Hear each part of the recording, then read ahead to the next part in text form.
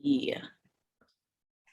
Wow. Oh, Oh. Sojourner, is that you? It's me, Aarti. Is that It's me. it's you? It is I. It is I. It is we. It is we. We. We are here.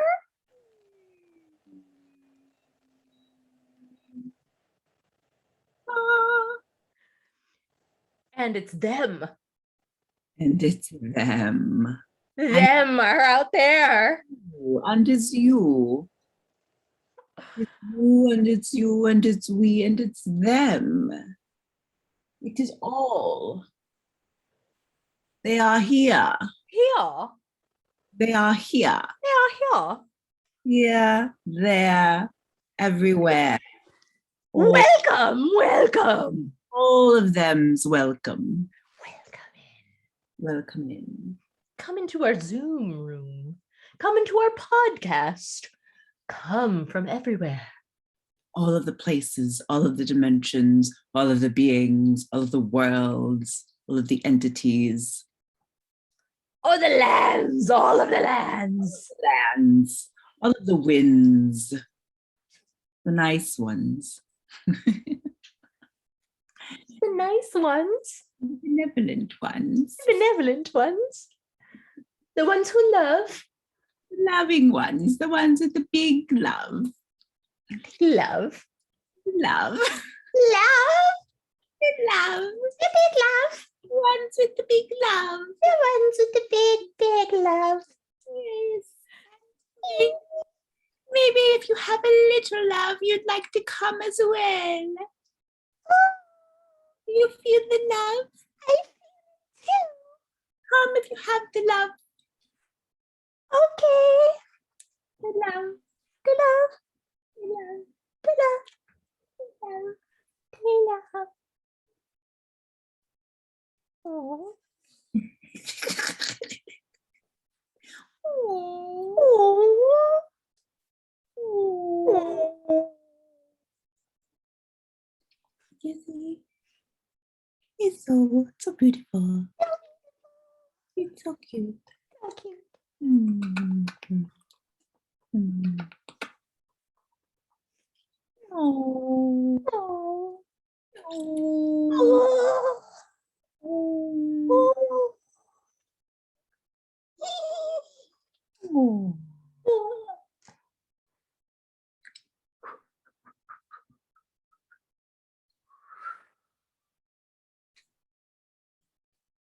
Yes.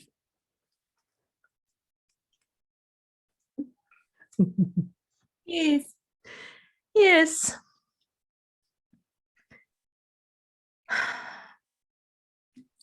So, what have you been doing with yourself? Oh, I'm very well.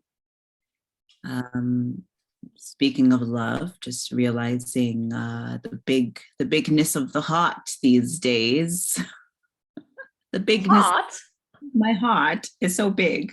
Oh, I think mine is too. Yeah, and sometimes it hurts, and then sometimes it just feels really good to just actually what I've been feeling lately is a lot of my heart is so big and it feels really good to just put it out there into the world, just keep giving my love in all of the ways, lots of creativity, lots of conversations, lots of showing up. And that, because it's like an energy that just needs to keep moving. Yeah. I know what you mean about the moving thing. Mm-hmm. Because it's kind of like when I feel really pissed off, Mm-hmm. like I'm not moving. Like it feels very like Mm-hmm. I might spew it out, but it feels very stuck. Like a puking statue.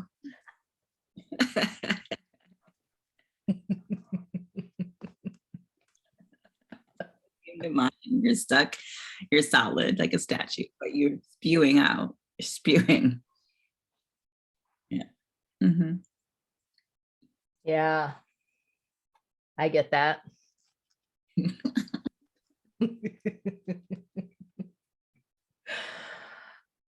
I've been working with that for a long time.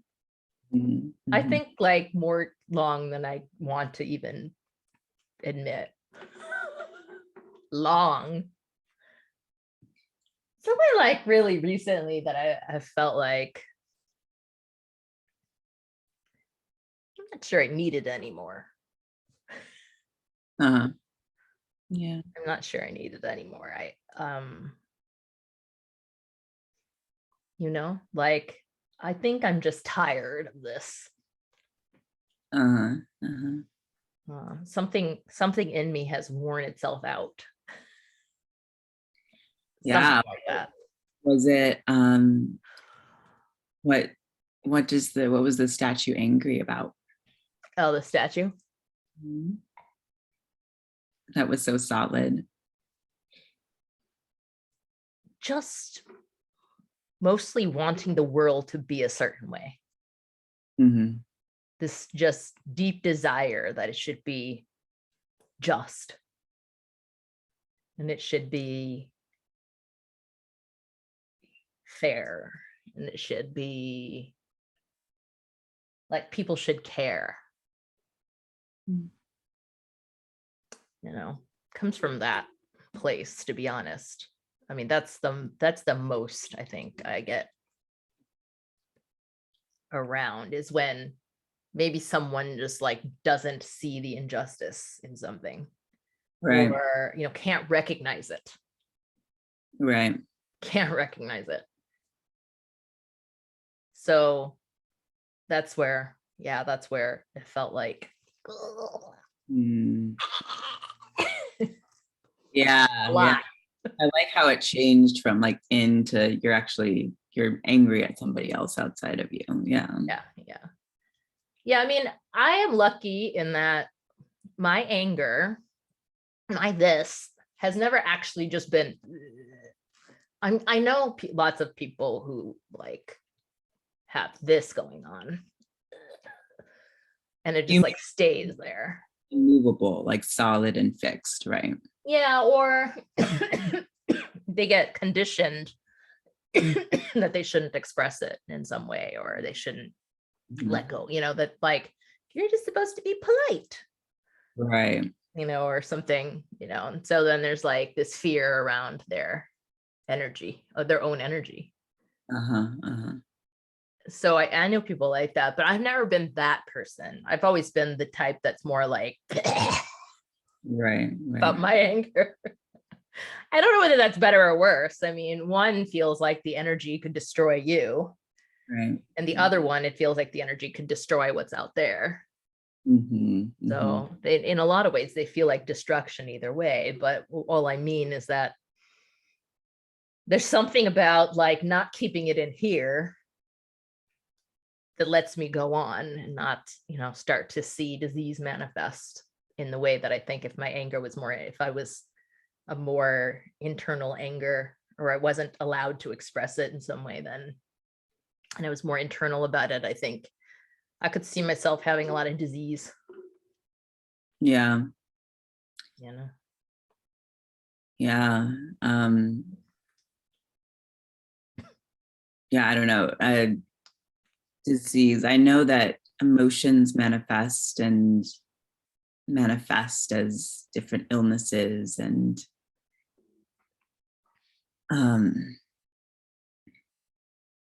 yeah, there's something about naming it as like holding the emotions inside and understanding that it's not just emotions. It turns into something that really is alive in your body, whether you express it or not. I mean, well, if you hold on to it, it becomes something that's alive in your body and doing something in your body. Yeah. And then there's something else that happens when you express it. If it's not expressing in an aware way, you know, then it's like the disease, right? Becomes something, or the energy of it becomes something that destroys things around you, you know, which in turn destroys yourself. So it's like either way, it's self-destruction. You know, I know a few people in my life who express the anger in a way that is like literally destructive to the people around them, and the people around them cut them out of their, you know, cut these people out of their life. I've had to cut people out of my life because I don't want to be around someone who's expressing their inner anger all the time. And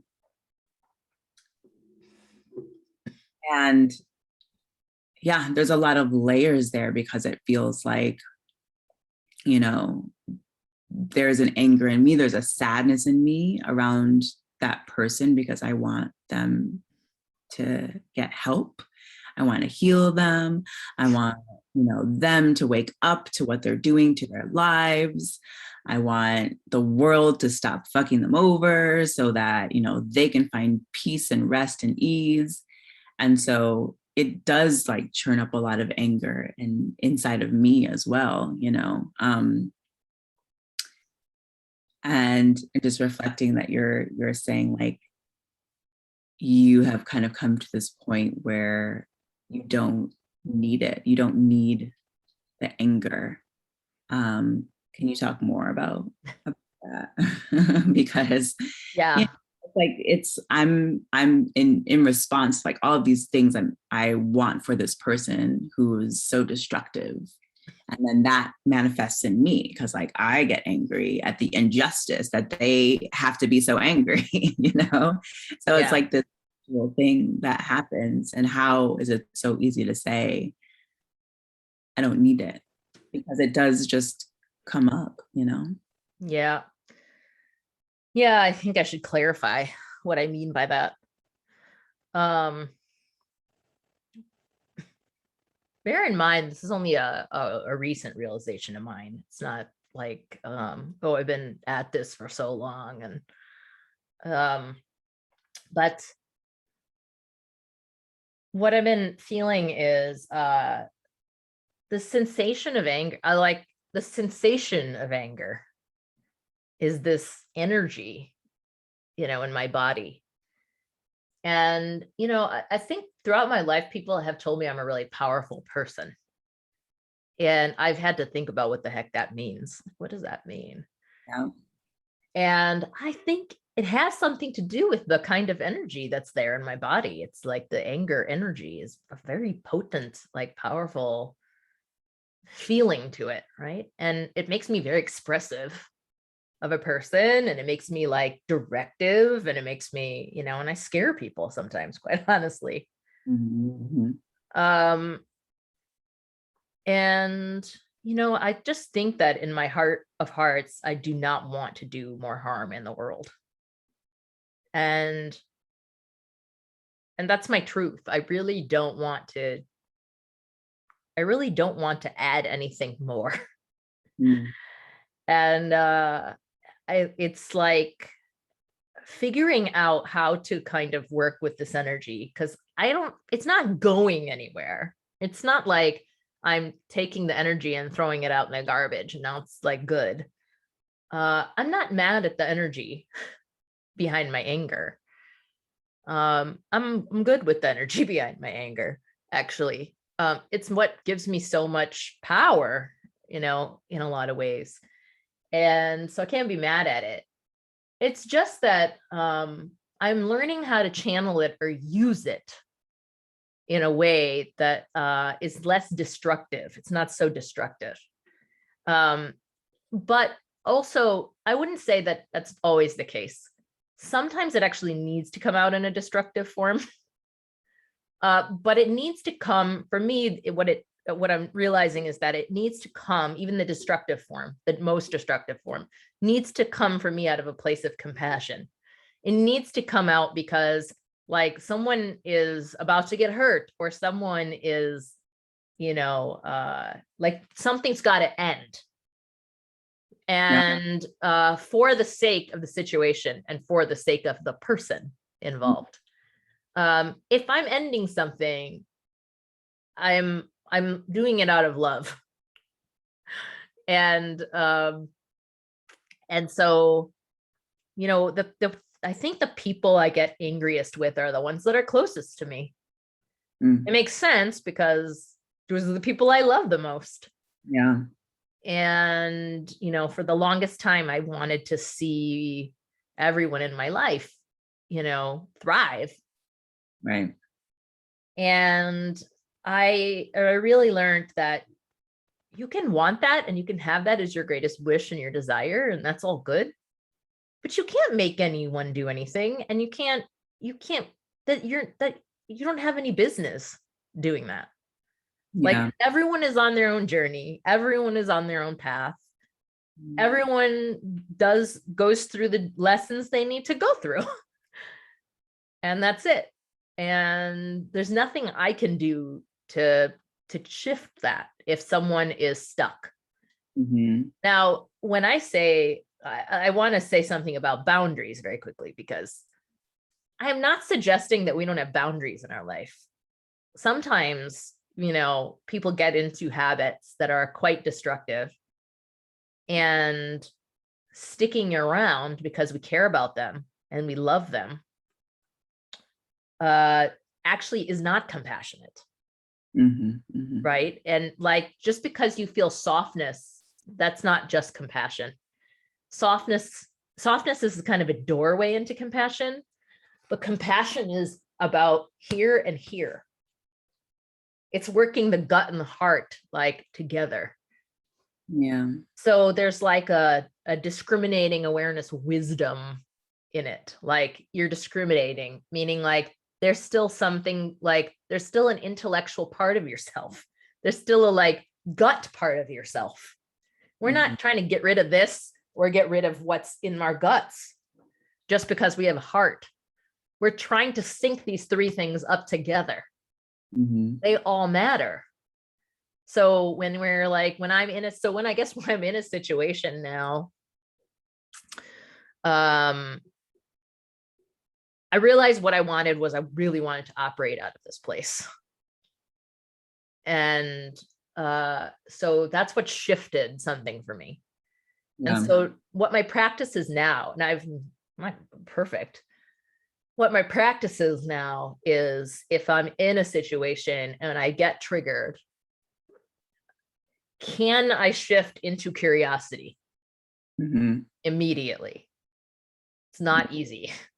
Yeah. But like, and I have a harder and harder time with it with like my mom, Mm-hmm. and again, the people closest to me is the hardest ones to be curious about, because you've spent so long, you've cultivated this thing in your mind, the story about them. Right.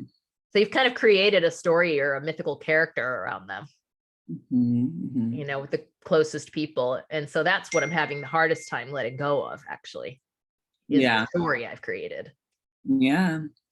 And this is my mom, and this is how she is, and this is what she does, and it aggravates me in this way. And you have a familiar emotion that comes up when that happens. And yeah, I have a lot of that too with my mother. And it just, it's so automatic sometimes that before I know it, it's so subconscious, because I've, been with her since I was a baby, since I was born. And so before I know it, I'll just have this feeling tone. I think that's what being triggered is. It's like before you know it, it's almost like I miss the point where it started to happen. I don't even know why. It's just like, it could have been, she's at the stove and she looks at me, and, in everyday life, it's like, that's fine. But all of a sudden my body just starts to get like, it's like, dang, now I gotta do this triggered thing. Yeah. And I don't want to feel that way. And I think that's the hardest part about it, is that I don't want to feel triggered by someone that I love so deeply. and that I want to see thrive so deeply. And so, yeah, it feels like that's where the big heart is that I'm not only just holding space to see their humanity and treat them with love, get curious about them and ask questions, but I also have to hold my feelings and my triggering. And that's like a lot of space to hold. It's like big space holding. Um, yeah. And to be curious about not only the other person, but at the same time being curious about myself, because it's like, oh, I'm triggered. Like not really believing it to be honest. Like the initial sensation of it is that, I'm triggered because like you just look at me like this. It's like I'm curious about myself too. Maybe that's not true. Maybe it's a different thing. And then in that moment, there's something that I can also share with the other person, which opens up doorways to communication and conversation and dissipates, and anger becomes anything else that might be possible in that conversation. Love, it could become laughter, it becomes sadness a lot. Sadness is really a huge emotion that's underneath anger. So yeah. So yeah, you're never destroying the anger, like how you're describing it, right? It's like, it's just transforming. It still stays the same. Mm-hmm. It's like, if you have that much anger, you actually have the capacity for that much compassion. Right. It's like that. That's because it's so easy to take the energy and switch it around. Not easy, but can be done, right? We do it all the time. Like what you're describing happens naturally to us. Yeah. But we can, what I'm realizing is that we can like train ourselves to do it. So like when I'm triggered, I'm trying to repeat the phrase in my head, wisdom is coming. Mm. Wisdom is coming.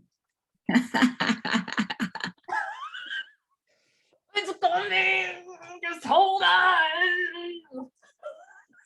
That's funny. That makes me think of a friend of mine who says peace a lot when they're walking down the street, and they greet people with peace. And they had a realization moment about them saying that, because they realized that in certain situations, they were saying peace in a way that was more defensive. So they'd be like, peace.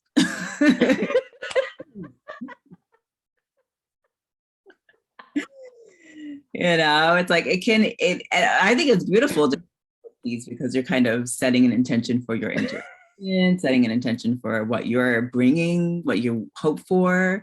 And it can also be used to kind of like, to kind of mask or protect yourself from what you're actually feeling. Yeah. I don't trust you, peace. Yeah. But I think with every, awareness, if you bring that awareness to it, then you can know that I'm saying wisdom is coming, and I don't feel that right now. Yeah. Wisdom. But like, if I say that to myself, like, how can I actually receive, like soak that in, and like what parts of that are true, that wisdom is coming, It's a practice. So I'm not saying that like I get this right all the time, or like we got it down or anything like that. Sometimes it works more like this. Wisdom is coming. Mm-hmm. Well, a little claw still comes out. Yeah. Or, wisdom is coming and I need to get curious now, remember? I don't think I can do it. But like, at least if there's some awareness there, then what I sometimes find myself being able to do is step back from completely exploding. That's a change in me.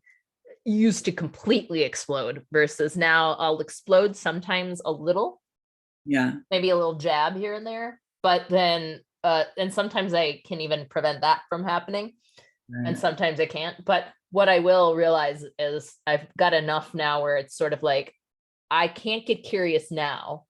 I'm aware I can't get curious now. So I'm just gonna get out of here or whatever it is I gotta do.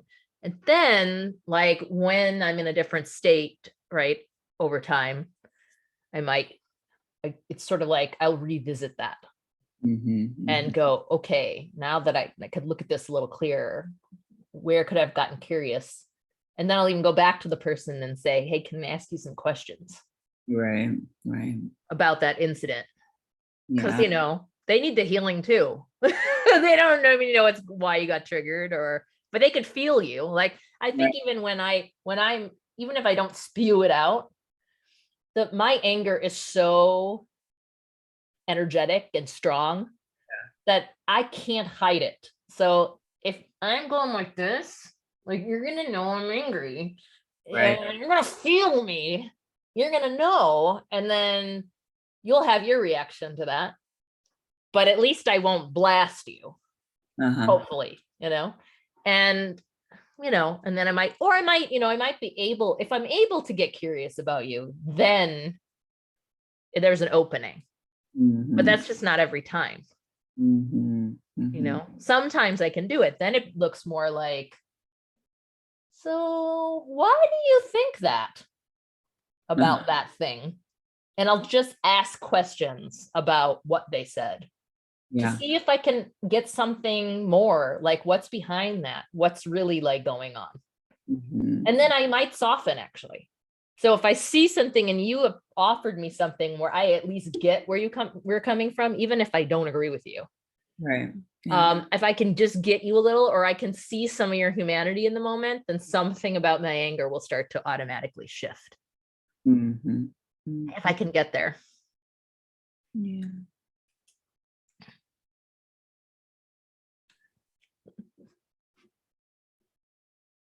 Seeing each other's humanity, it's such a practice that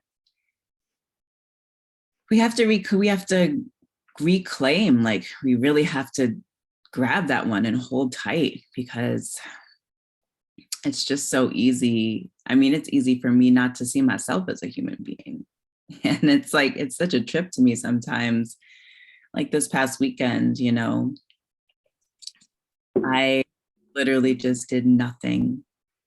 And that is rare for me, because there's always a feeling inside of me of, I'm here to produce something. I'm here to make something. And I see myself as an object of production, you know, and and to just, there was a meme going around recently of just being alive. The point of being alive is just to be alive, you know. And like when you really listen to that and feel into that, it's just like the point of being alive is for me to just be a human being.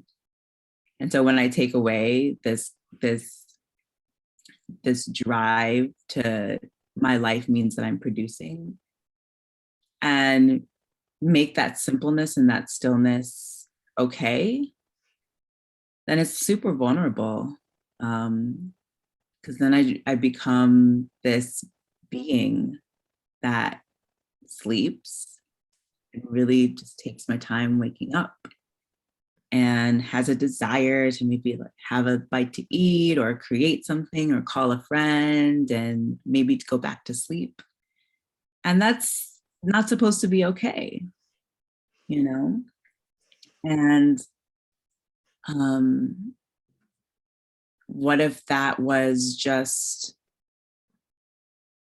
what my being a human being looked like?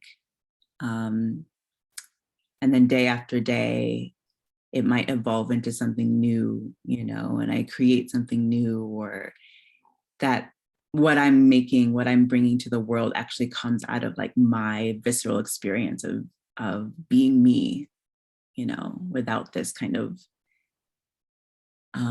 weight of what the world needs me for,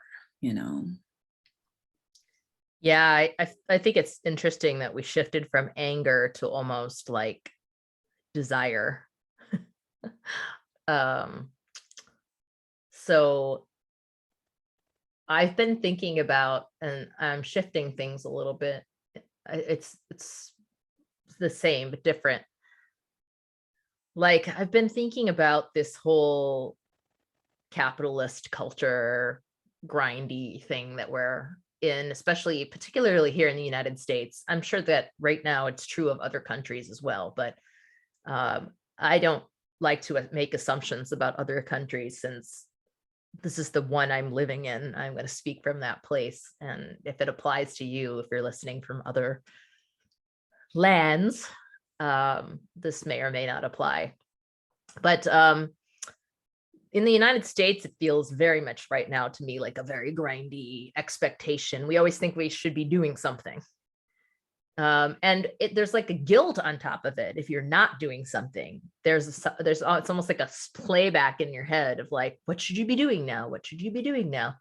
Why are you laying down? Why are you looking at the TV? This is not what you should be doing. This is, it's sort of like, you should be. And I don't know sometimes what exactly we think we're supposed to be doing. For those of us with very steady jobs, I think my doing was revolved at one point around my job. Now, sometimes my doing revolves around working, doing Antara, and also household things. Like, if I'm not working over Antara, then I should be doing my chores, or something like that. And so rest kind of isn't in the picture. At all sometimes. And so I don't know, the way to work with that, I think, is to make rest a thing that you have to do. I don't care if you have to put it on your calendar. And I'm not suggesting that that's the way it should stay, but I just have all this excitement around tricking myself lately, as you can tell, like, like get curious to schedule my rest in, schedule my yoga in, schedule my whatever, right? If we're going to schedule like work stuff, then I might as well schedule everything and see what that looks like. And maybe I'll actually get some relaxation. But yeah, the grind is just sort of like insistent. And I don't know how real it is. It is and it's not, right? Like, I think for some people, we make it more than it is. Right. And then for others, not everybody is in the privileged situation of, not having to work 3 jobs to support a family or something like that. Right. And that really is a grinding world. Like, and then what? And then what? But I am starting. So I feel like while I feel like I'm working with these 2 energies right now, destroying and magnetizing, like destroying very much feels like, like pushing out, and magnetizing really feels like drawing in. And I think then we're always doing those 2 things, but and then there's boundaries, like how much to let in and when to stop, how much to push out and when to stop. Like, there's that. So I've been working with that a lot. And I feel like I'm working with my magnetizing energy now and thinking like, if I create rest for myself, then I access actually some deeper part of myself, some deeper part of my wisdom. Because when I'm not resting, I can't access that. I'm just going on a trip or a grind. And when I'm not going on a trip or a grind, then I have access to this. Right. And so if I have access to this, then it changes things, right? Then I can actually magnetize more things to myself, right? Without actually grinding.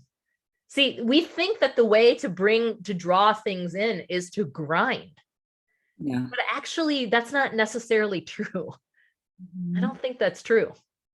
That's what I'm discovering. I don't think it is true either. I think, the connecting piece of this the through line for me is like, we started with big hearts and open hearts, and then like the anger and seeing, and then seeing each other as humans, like being able to see each other as human beings. And what does that mean? And it's like, are we human? Are we behaving like humans right now? What is that? How do you do that when we're actually showing up and have to produce all the time? And I think that right now, what you and I are experiencing is that somehow we've manifested this spaciousness in our lives where we can do things like add in rest and, feel our desires in a day and follow them. And,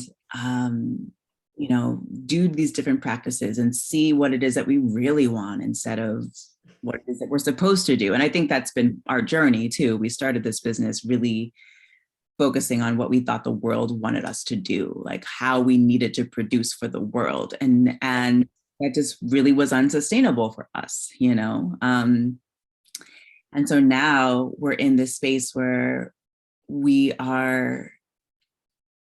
I feel a lot of spaciousness around me, and I am starting to emerge. Me as Sojourner, am starting to feel myself.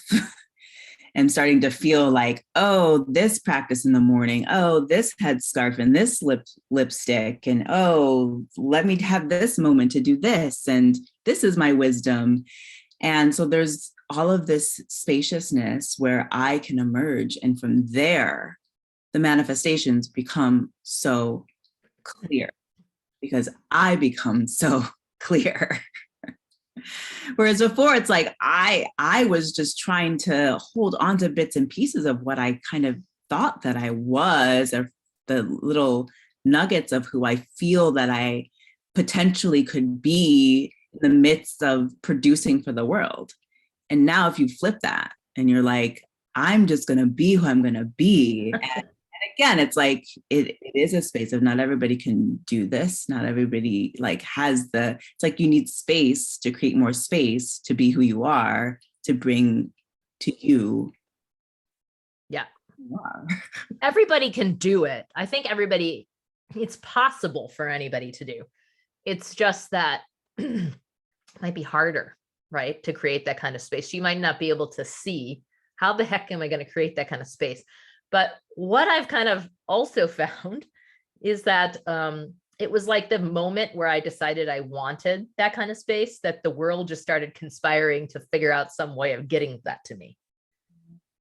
And so I don't think that I would have conceived of this kind of space that I have now in my life back in, when I was working at the Mercantile Exchange, for example. I don't think I would have conceived of that. But just like a window almost is like all you need. It's like this deep desire to connect with yourself. I think you just have it. You're like, I want to know who I am and I want to know what I'm doing here. Yeah. Like those are the big questions, right? Like, who am I and what is this? And like, when you just have those questions, it just feels like the world is going to conspire to help you find those answers somehow. Yeah. And what I have been experiencing is I'm understanding my own humanity now. And I'm liking my own humanity. And I can't control, how other people choose or choose not to tap into their humanity. And I can't make them like their humanity. I just really can't. But I find that if I can tap into mine and just be who I'm supposed to be, a tiger being a tiger and a lion being a lion, it would be weird if a lion tried to be a bear. Right.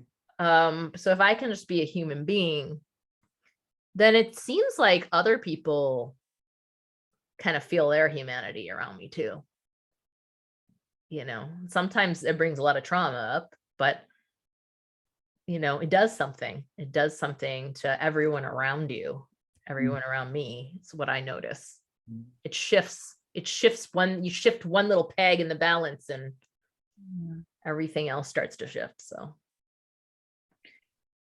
yeah, people become inspired and they see different parts of themselves that they didn't recognize before or weren't themselves affirming before because you are being yourself.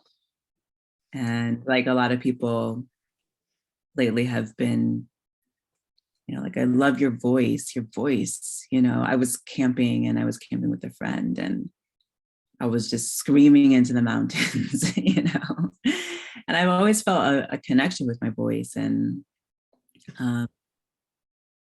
but when I use it and when I share it and when I'm not hiding it, when I am playing with my voice, I know that it wakes something up in people, it's like, what? You can do that with your voice? That's allowed. It's totally allowed. Let's go. Let's do things with our voice. Let's scream over the mountains with our voice, What? What you mean? What do you mean?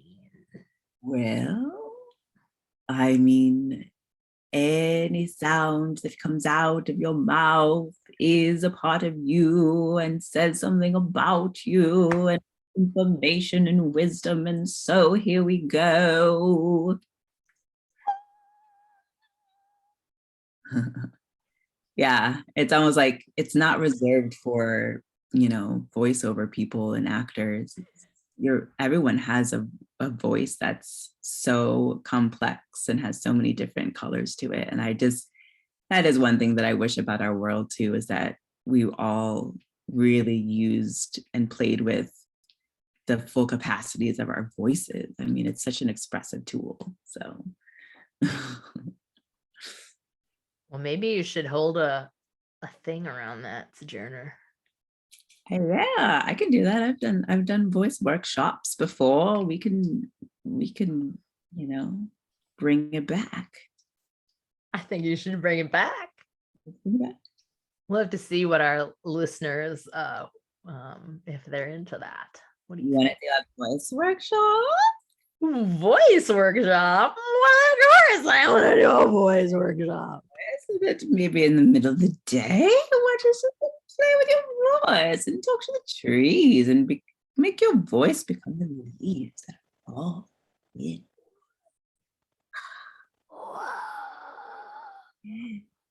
Falling leaves.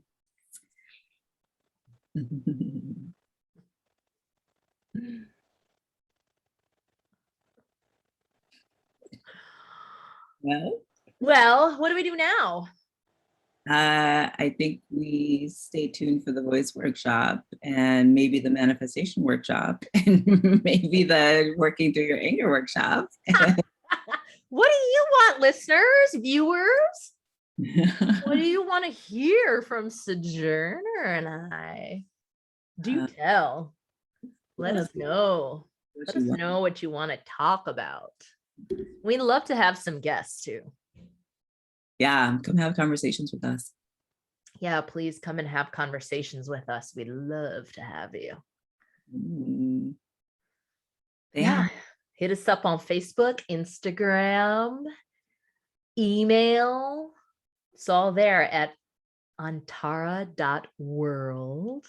We look forward to connecting, get on our email list. We have a little newsletter we send out every month. And we have, a class called Dreaming in a Dying World that we run a few times a year. And it's an amazing class. It's about transformation, making choices, change. It's about, transformation. Yeah. What we're really wanting to do is really just feel into the space of the unknown, like the places that we are needing to talk about as a society, quite honestly, and not maybe talking about them. We're not going deep enough, right? And like really thinking about things on this energetic level. And so we're wanting to, anything we do is really going to be in the exploration of that, Mhm. similar to what you heard here. Let's talk about the in between. Let's talk about the unknown. Places that scare you.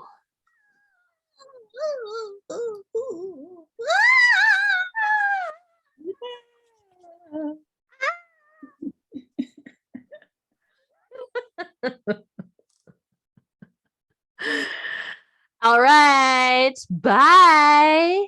Bye bye. Till next time.